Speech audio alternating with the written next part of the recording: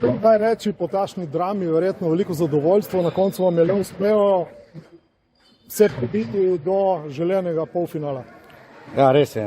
Na koncu smo sami uprizorili to dramo, ker prvi plot smo bili praktično brez napake in dveh tekma skupaj smo si realno zaslužili napredovanje.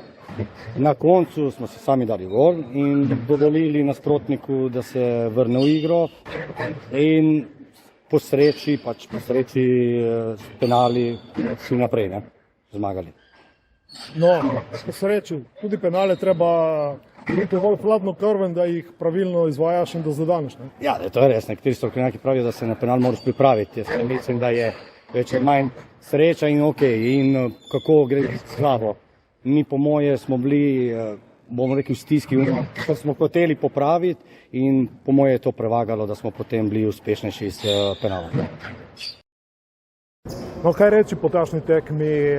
Borili ste se do konca, iztržili neodločeno, imeli priložnost celo za zmagati v rednem delu, na koncu pa vseeno po loteriji, kot temu pravimo, nesrečen konec za vas. Po taki tekmi lahko pa čestitaš nasprotniku, da je zmagal, ker na koncu šteje samo to, ne glede, da smo imeli šanse, da smo imeli v drugem polčasu pobudo, da smo se vrnili po 2:0, da smo igrali zadnjih minuto, dobro minuto z igralcem več. Če ga nadaš, je tako tiska, da ga da več zmaga in danes je bil Bronx po penalih.